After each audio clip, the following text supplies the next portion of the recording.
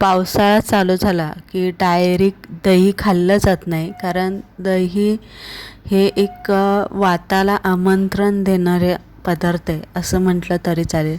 मग अशा वेळेस काय करायचं आहे, तर तुम्ही इथे गरमागरम कढी बनवू शकता, जी कढी तुम्ही भाताबरोबर, भाकरीबरोबर, चपातीबरोबर खाऊ शकता.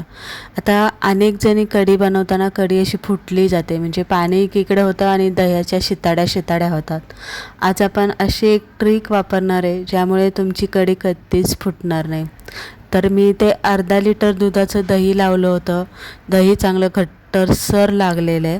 त्यानंतर त्यामध्ये गूळ आणि 2-3 चमचे बेसन पीठ घालून दही चांगलं स्मूथ होईपर्यंत फेटून घ्यायचं. नंतरनं 2 पळ्या पातेल्यामध्ये तेल गरम करायला ठेवलं होतं. त्यामध्ये जिरी मोहरीचा तडका द्यायचा आहे.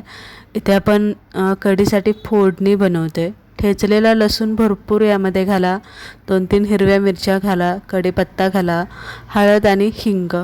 तडक्यासाठी फक्त आपल्याला कढी बनवताना एवढं साहित्य पुरेसं असतं आणि नंतरनं यामध्ये कोथिंबीर आपण घालणार आहे. तडका बनवून झालेला आहे. आता आपण डायरेक्ट दह्याचं जे मिश्रण बनवून घेतलेलं आहे फेटून, ते नाही घालायचं, तर आपल्याला या पहिलं पाणी घालायचं.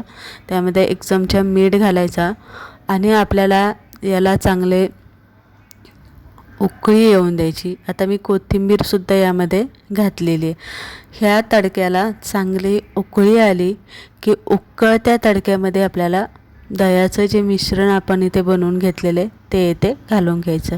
आता तडका बनवून झालेला आहे. इथे थोडंसं घट्ट दही, त्यामध्ये मी पाणी घालून घेतलेलं आहे आणि परत एकदा आपल्याला हे चांगलं हलवून घ्यायचं आहे. पूर्ण दही आपल्याला इथे मोडून घ्यायचं आहे. असं एकदम प्लेन ताकासारखं आपल्याला हे इथे करून घ्यायचं आहे. इथे तुम्ही मिक्सरलाही करू शकता. तडक्याला उकळी आली की उकळत्या तडक्यामध्ये आपल्याला हे दह्याचं मिश्रण सोडून द्यायचं आणि गॅस मोठा ठेवायचा. अगदी तुम्हाला सांगू का, 1 मिनटात कढीला उकळी फुटते. कढी थोडा वेळ हलवत राहायची. उकळी लवकर येते, पटकन येते, कारण आपण उकळत्या तडक्यामध्ये कढी दह्याचे मिश्रण आपण इथे घालून घेतलेले. आता इथे बघू शकता तुम्ही, एक उकळी आलेली आहे दणदणून. कढी अजिबात फुटलेली नाही आहे, एक संग झालेली आहे, चांगली व्यवस्थित अशी दाटसर झालेली आहे. कढी जास्त घट्टही करू नका किंवा जास्त ताकासारखी पातळही करू नका. मिडियम ठेवा. आपण जसं वरण बनवतो त्या पद्धतीने थोडीशी घट्ट ठेवा.